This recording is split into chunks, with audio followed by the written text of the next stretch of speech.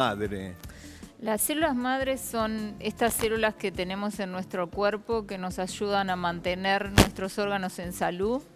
Se regeneran el tejido cuando se daña y nos organizan todo, nos mantienen jóvenes, en una palabra. Sí, hay dos tipos de células, Cristina. Hay varios tipos de células células madres. O Sí. sea, están las primeras cuando se forma un embrión, que son células embrionarias, que son las que van a desarrollar todos los diferentes órganos en el cuerpo de un bebé o un animal.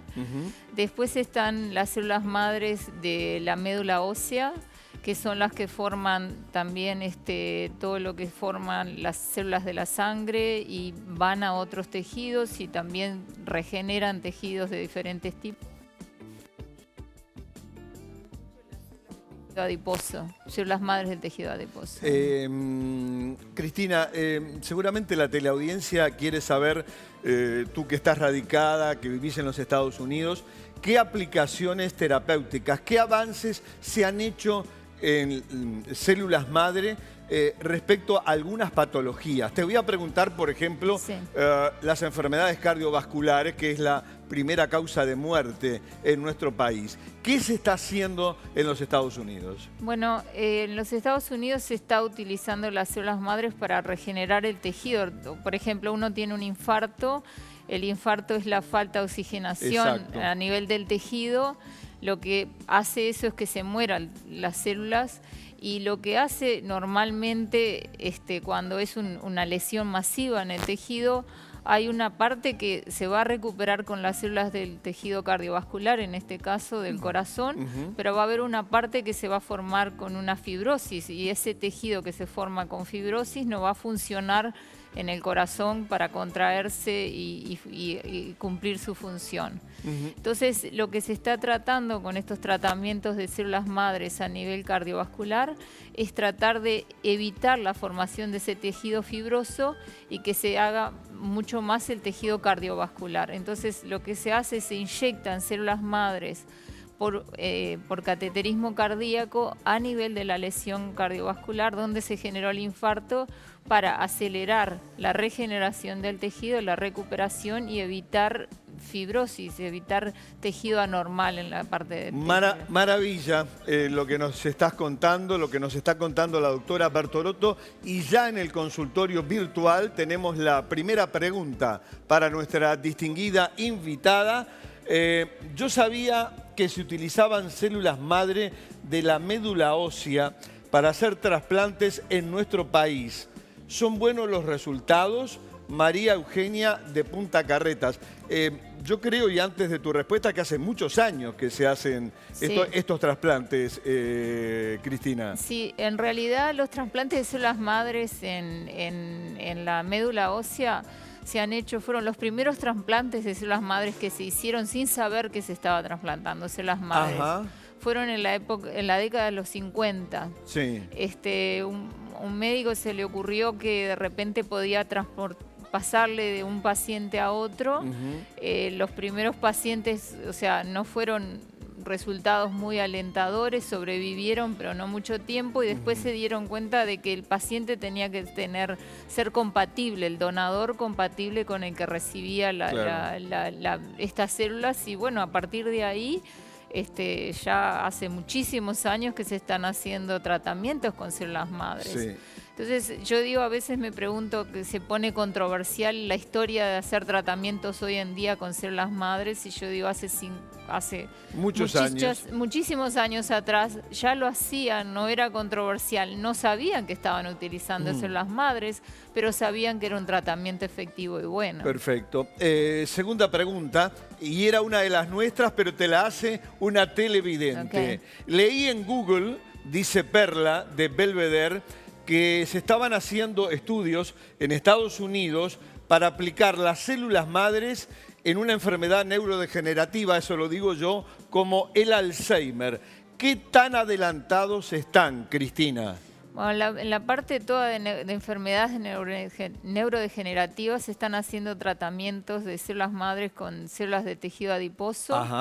células mesenquimales del tejido adiposo han dado resultados positivos. ¿Ah, sí? Sí, en Alzheimer no se ha dado, no se ha visto demasiado todavía, me parece que falta un tiempo para ver los resultados, pero por ejemplo en las enfermedades de múltiple esclerosis se están haciendo estudios clínicos en varios países a la vez y los resultados son muy alentadores.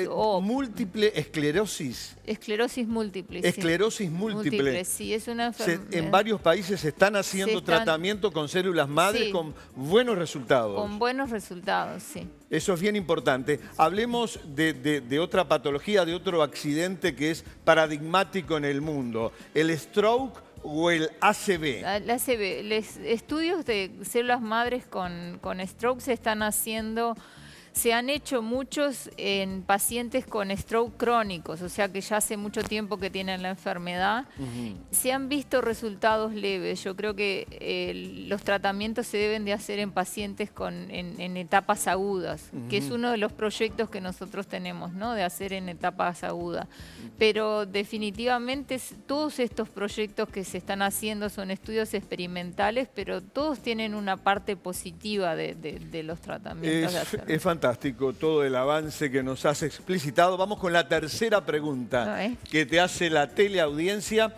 ¿Qué aplicaciones pueden tener las células madre extraídas del cordón umbilical? Lucía de la Colorada. Creo que acá hay muchísimo. Acá hay mucho para hablar porque hace más de 20 años que se están guardando células del cordón umbilical. Lo que ha pasado en el mundo es que la reserva de guardar ese cordón umbilical, se pensó en ese bebé que nacía, que si mañana iba a tener un problema se podía utilizar sus propias células.